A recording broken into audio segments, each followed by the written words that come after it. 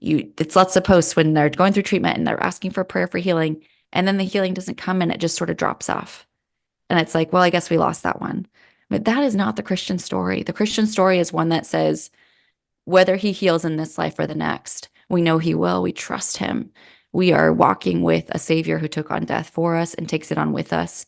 And so that hope shines even brighter as death draws near. And Today, I'm joined by Whitney Pipkin. She's the author of We Shall All Be Changed. She's going to share her story about her mom's long battle with cancer and how we can find hope and even in our darkest moments. Whitney. yeah, so my mom was diagnosed with cancer when I was in the seventh grade and my sister was in the fifth. So we were young. She was 41 when she was diagnosed. And then it was on and off for the rest of the 20 years that she was with us, more than 20 years, until she died in 2020. So throughout my sister and my, high school, college, leaving home, getting married, having kids, this was kind of on the back burner of our lives. This was this backdrop. And the way that I dealt with it was largely by avoidance, not really dealing with it till I had to. My mom, I lived not in the same state, so I live in Virginia. And when my mom would visit, I would, okay, Ma, what is she going to look like? How sick is she going to be? Um, what's her relationship going to be like with my kids? Constantly not knowing how long we had and kind of watching her to see how she was doing. And it wasn't until the end that I would say I was in kind of an official caregiving role, was like the last 5 days that my sister and I were in person. So mom was very able-bodied. She was only 63 when she died. So she was still, running around and working two jobs and, up till the week she died. So she was very able to endure somehow all these treatments and years of chemo and years of other kinds of treatments. So I wouldn't say that I was in kind of a traditional caregiving role compared to what a lot of people deal with when a loved one or especially a parent dies near, at an older age. That's a different experience, a lot more caregiving, but there was a lot of emotional, spiritual, relational kind of caregiving over those years. So navigating that relationship as it changed and as it changed around the dynamics of her cancer, whether things were working, whether the meds were working or not working, really dominated my sister and my life. Yeah. And so it was a big part of our lives, something that I didn't deal with fully until I wrote this book after she died and saw that God had been with us and in charge the whole time. For Mm. all those years, like you're knowing and knowing, like when you must have been thinking to yourself, is she going to die next week? Is she going to die next year? You're always living on the edge, aren't you?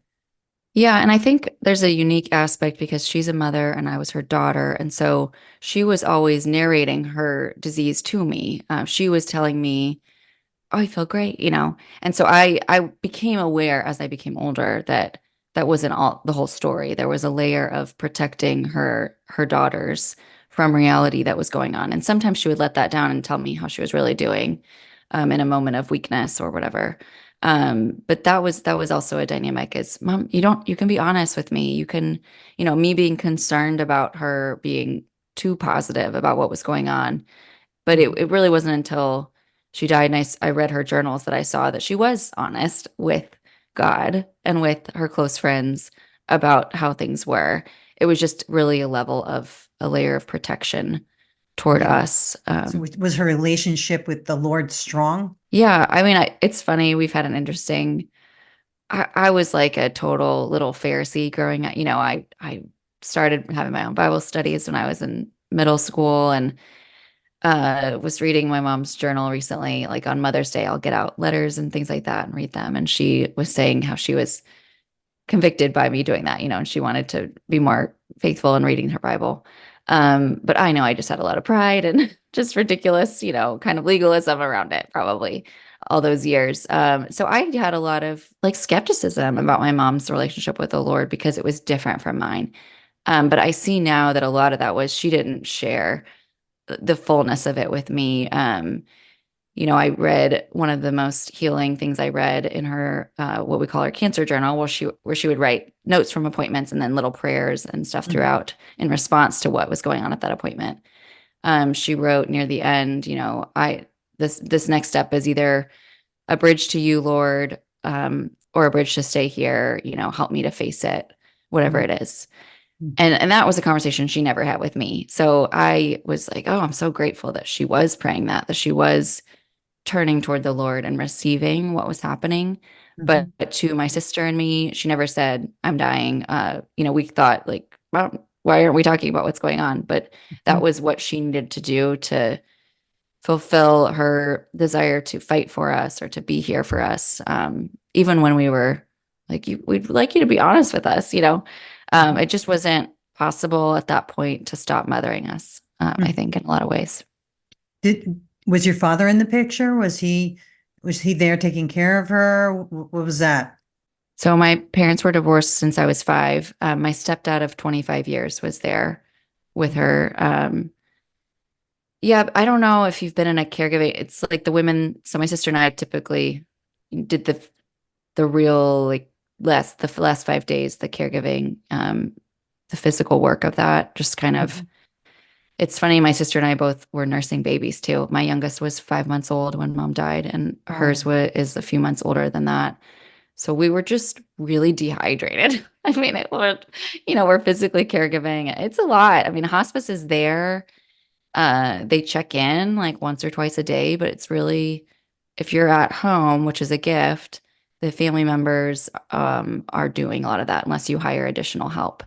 I don't think I knew that. I think I thought maybe hospice would do more. They told us what to do, but they gave us everything to do. And I mean, you're staying up, you're not sleeping, you're not wanting to miss anything. And that was a very consolidated, mom, her body broke down in 5 days, but it was a process that other people it takes months, if it's from old age or if she hadn't been so stubborn and kept up with the meds as long as she did, she just and that was one of the reasons I wanted to write a book and I wanted to testify to it because I feel like things broke down categorically. So in such concise way, I could see the patterns that God had woven in, even into the curse, even into death.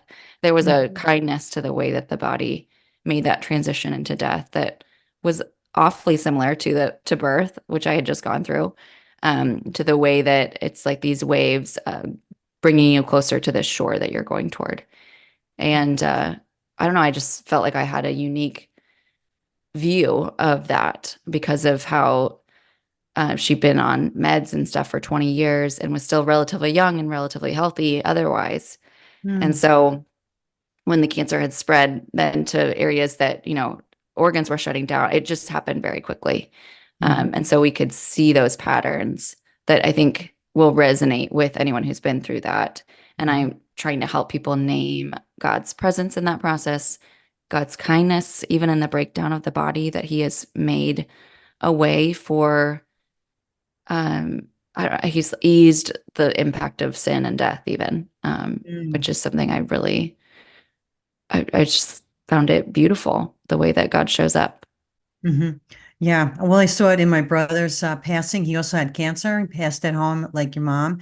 Hmm. And my brother-in-law who passed last year. I can understand what you go through. I can understand what somebody out there might be going through right now if they're going through it. And I'm sure that it's not easy and it's very wearing. And if there's anybody that knows somebody that's going through it, you need to have patience with them because Hmm.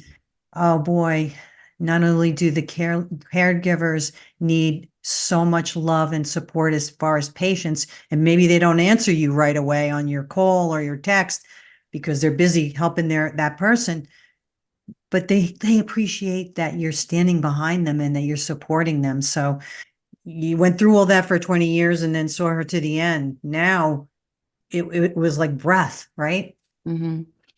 Yeah, it's interesting because in my friend group, I was among the first to lose a parent, although I know we will all go through it. So one of my immediate things was I want to write this down to remember the unique details of how God showed up. And I didn't want to, we forget that stuff so quickly. We stick to the tragedy and the hard parts. They stick to our brains, but the good and the richness and the details escape us very quickly. So I wrote all that down. And then I just wanted so then I was like 33 when my mom died. So I wanted to live the rest of my life. It was like I knew that we had a beginning and an end, but now these bookends were taking shape in my imagination. So I could imagine the end. And it wasn't morose or, it wasn't sad. It's just that it's reality. I had, by God's kindness, I had taught on Psalm 90 in the year before, which is Moses's psalm that he writes right? But when he's told you won't go into the promised land, and basically the boundary line has been set for your life and it's coming soon. And in that psalm, he writes, teach us to number our days that we may gain a heart of wisdom. And so I was just living into that verse. Like, what does that really mean? What does that really look like to live wisely in view of the end of my days? And surprisingly, that psalm ends with, therefore establish the work of our hands. Yes, establish the work of our hands. So it's not one that leads you to just twiddle your thumbs and while away the hours until your death. And in fact, it crystallizes what truly matters and what the good works are that God has prepared beforehand that we may walk in them. And Mhm. so that's what, that was the perspective that I had theoretically that came into more of a focus of, okay, these days are precious in a way that there's the two ditches I think we can fall into, like kind of overly nostalgic, overly precious, where we take our kids or our grandkids and they're like these precious little blueberries and they're aging so quickly, they're growing up, and we can just like squeeze them, and then we are left with these relationships that are not what they should be because we're asking other people to be what they could never be, to be our source of joy and fulfillment. And we're trying to squeeze too much out of this life. And there were moments like that with my mom, with her relationship with me or with my kids, where I felt like we were being squeezed for because she didn't have enough time. Um, or we can, not care and kind of, I'm going to die, you know, who cares what I do? And I think when we can stay on the center of that road and not fall into those ditches, it's one of open-handedness. Mhm. You know the numbers of my days, walking with the Lord in conversation with him, what today holds, and I don't. I am limited. I cannot, one of the ways that I've embodied a theology of death is through, these years with sick young kids who get sick. I have chronic migraines. So there are days where I wake up and I can't do the things I want to do. And so what do I do with that? Do I shake my fist at the Lord, or can I receive that with an open hand, as from the Lord, and that there is a sharing in the sufferings of Christ. There is a Savior who died at 33. He didn't just lose a parent at 33. He died. And so I can receive whatever my days are, whatever their number is, as through the fingers of a God who gave me his only son. And so those shortcomings in my own body and my own life can be a string or a tether back to the one who, died and rose again. They can remind me of the body of my Savior. And that's, I think, the perspective that it's given me, the way that it's transformed me, is a knowing of Christ through watching someone else die, and a knowing of his presence. I want to live tethered to him for the few days that he gives me, whatever that number is. That is amazing and beautiful. I love the way you said that because we have to focus on Christ and he has to be the center of our lives. And so at this point, what advice would you give someone who is a caretaker right now? Yeah, the average caretaker, it's 5 years is the average length of caregiving for each parent. So, I mean, these are huge seasons of our lives for many people. And we're entering into a moment in American history where the fertility rates are lower. We have people living longer. And so this sandwich generation that I'm maybe at the tail end of, where people are still raising their kids and caring for elderly parents, it's a huge crunch. And so we really need to equip the saints to do it well. We need to equip the church to do it well, to support those who are caregiving, so that it's not, I mean, because it is invisible. It's done inside of closed doors, and it is wearying. It is weary making. It is the same thing day in and day out. I watched my mom do this for her mom, who died in 2 years before my mom died. So in 2018, and she had dementia and some of those other layers that were super difficult. And so it was closer to 5, 7, 8 years. of just checking in all the time, handling things. And I think just giving yourself grace that this is a long game and you do not know. I think that's one of the things that's so hard is it's a marathon and you don't know where the finish line is. And you are not supposed to long for the finish line because that means that your loved one is gone. And yet there comes a point where their body is suffering so much that you do begin to long for it, similar to a woman who is so pregnant that she wants to be done being pregnant. And so she wishes for the pain of labor to come on so that she can get to the other side. And so for our loved ones who are believers, we have a very similar longing for their suffering and their bodies to be complete, to be done, so that they can be with God in their souls and their spirits. And that's difficult and complicated when they're not believers. And yet there is something God does near the end of our lives in the humility of our bodies breaking down, where he breaks us open to the gospel in new ways. And so for those who are caring for those who are not easy, who are maybe not believers, don't stay away because it's tricky. That hardness that you see there's a moment where that can be broken open suddenly by the process of death. There's a reason, and I wish I knew exactly why. I think we'll marvel at it one day, that God doesn't just snatch up the saints, that he allows us to go through the sanctifying process of death. Somehow that prepares us to be with him. And so I do know that there is a particular knowing, an experiential knowing of Christ in that physical suffering that he went through knowingly. I mean, take this cup from me, yet not my will, but yours be done. So whatever it is that you're suffering, whatever it is you're watching loved ones suffer, we can look to Christ who understands. He is a high priest who understands what that feels like, for your body to not work, to break down, to take your last breath. And by clinging to him, we can go through those waters because he went first. And so we cling to him, we trust him. And there's just this hard to describe silver lining of knowing him. Like, oh, you did this for me. This pain you took on for me, that sanctifies and redeems the pain. I think in glory it will even more. We'll have a new perspective on it. But there is an experience of Christ that I don't want people to miss by getting stuck in a pity party or stuck, at a distance, not wanting to go to these hard places. Because I do believe these are the places Christ would be. These are the thin places where God shows up in unique ways to transform us as we watch our loved ones being transformed.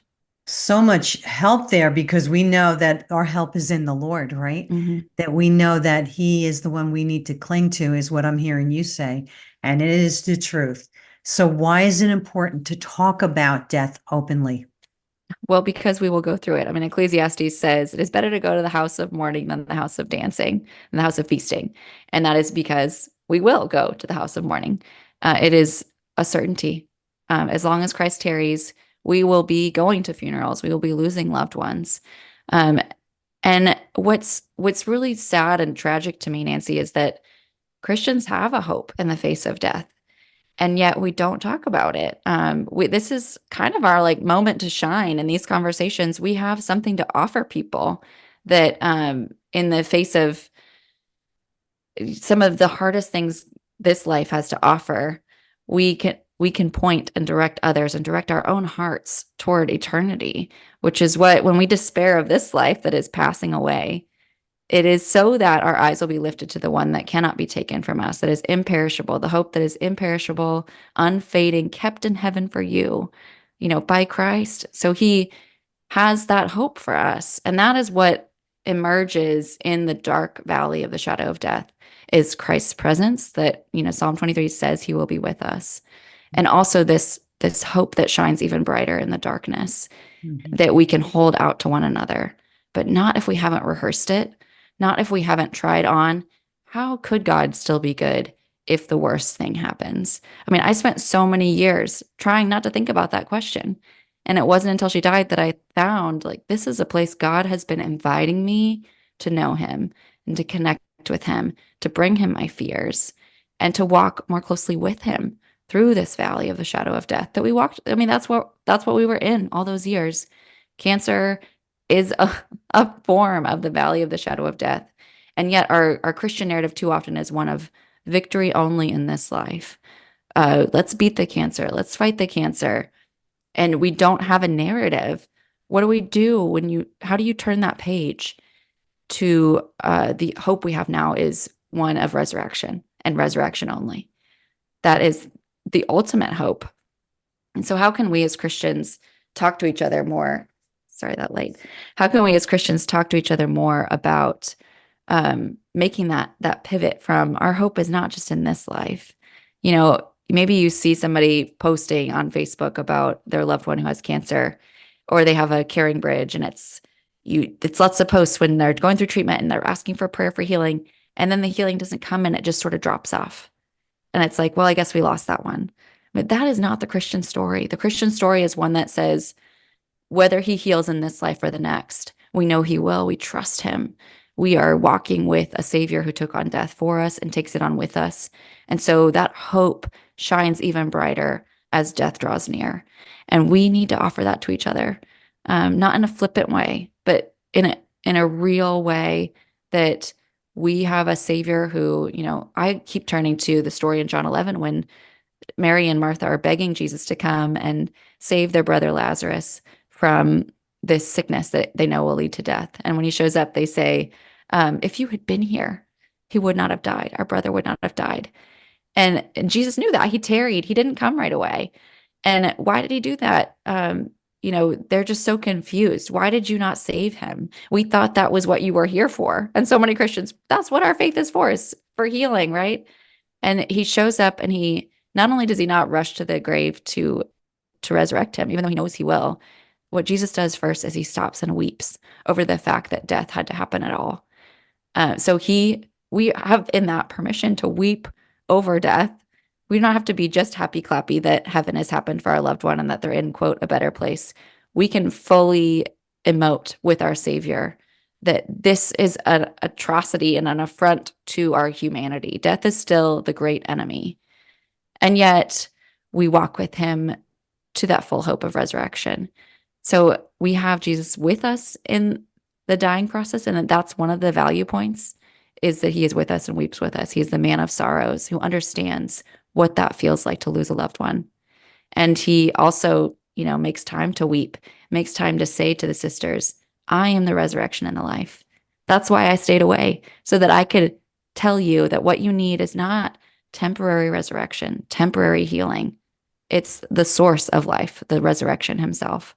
That's what they needed for Lazarus. That's what his sisters needed. And that's what we need, is Jesus with us, the one who is the source of life, who is our true resurrection hope. Your website, whitneykpipkin.com, which we'll put in the notes, as well as social media, and her book, you can get We Shall All Be Changed. It's a deeply personal and transformative book that explores death, grief, and powerful ways we can find hope, even in our darkest moments. And this book reminds us that we can experience God's very presence in life's dark and deep valleys. So, Whitney, what would you like to leave my audience with today? Gosh, that a theology of death is one of the most beautiful things we can work on in our own lives, because it's something we will go through.